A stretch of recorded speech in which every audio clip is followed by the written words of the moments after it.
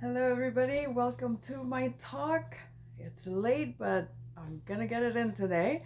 So, this is my uh, chapter 5 on your money or your life, and it's about seeing progress. So, what they're asking us to do now is to make a wall chart.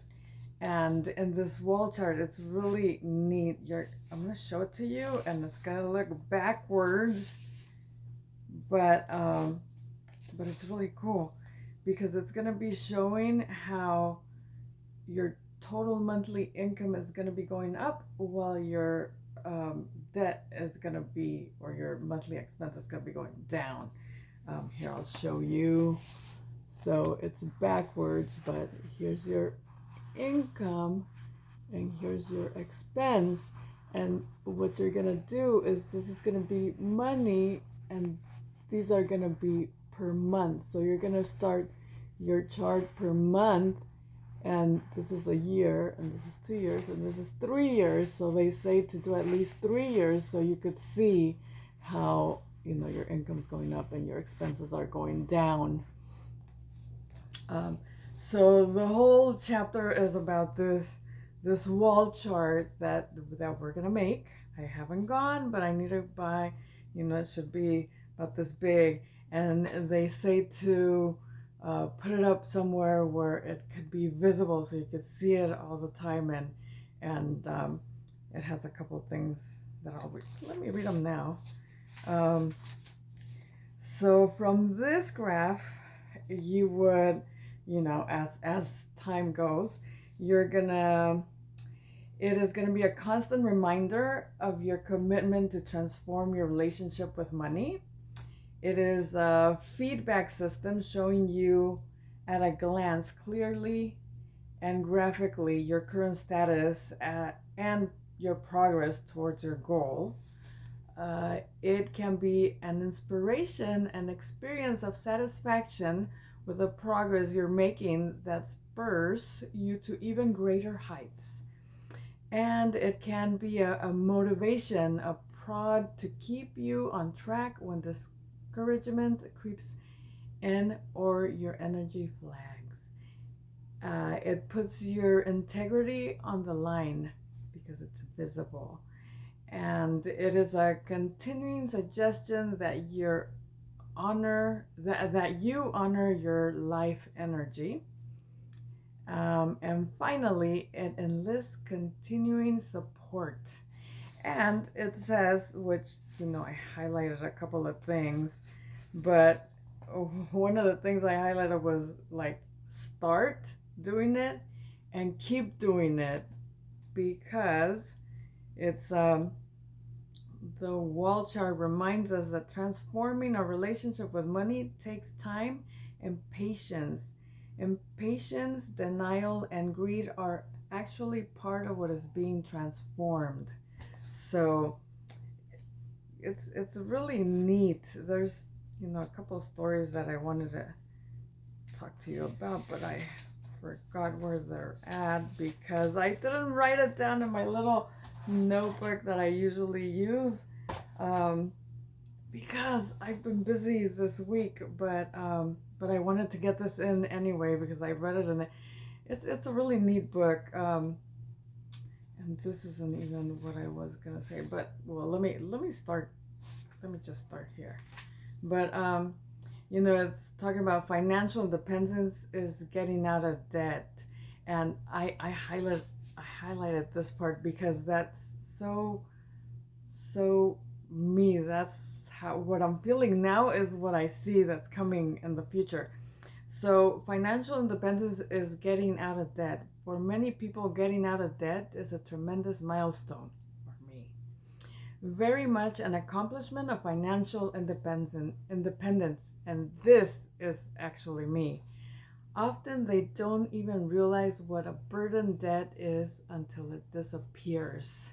So it hasn't disappeared for me, but the book has made it like visible. Like I really, it talks about it in this chapter in particular, that it's so big that you don't even think that you're gonna finish paying it. You just uh, do and you go and you pay the minimum of all your cards or your loans or whatever it is you're in debt with.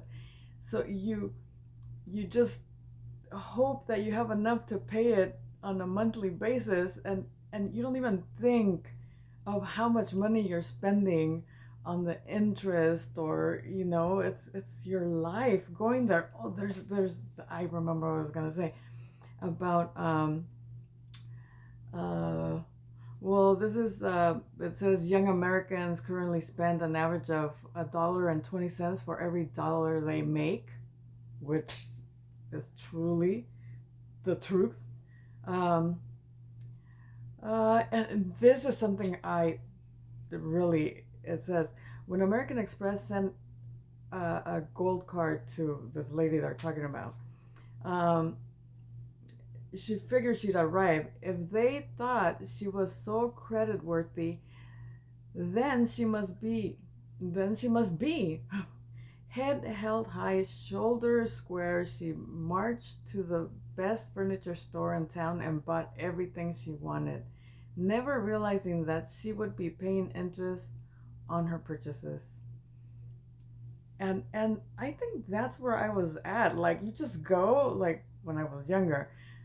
After a while I realized what I was doing, but I was so in the hole that, I could, like I said, only work just to make the minimal payments on everything I own.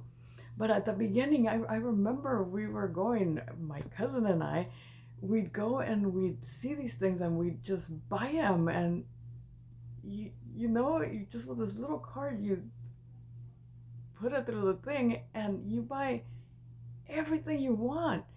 But you don't realize that I had no idea about interest. Really, truly had no idea. I didn't know what was going on. I was just happy that I could buy anything I wanted to buy.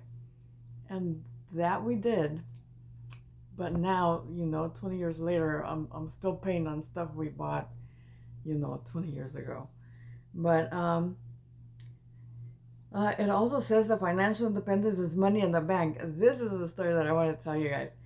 Is money in the bank. So it talks about starting to save money, because once you have a like big enough savings that you're not even scared of like losing your job, because you have something saved that you won't die if you lose your job. You'll have enough time to go and look for another job because you have this big savings.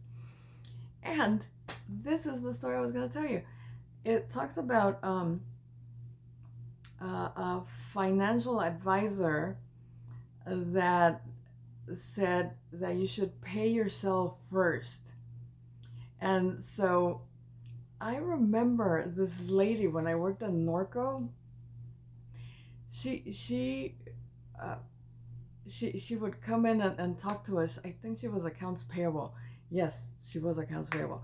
And she would come and talk to us, and I would admire her so much because she always, she bought what she wanted. She had like everything she was doing was like set. And then she, more than one time, she told us that she always, when she got her paycheck, she paid herself first. Like, she would pay herself, $50 and just put it in her wallet.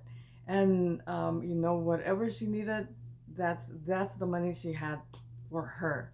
Everything else, she didn't have that, so everything else was going to either the savings or something, the mortgage or whatever. But she would put on the savings and she would pay herself first.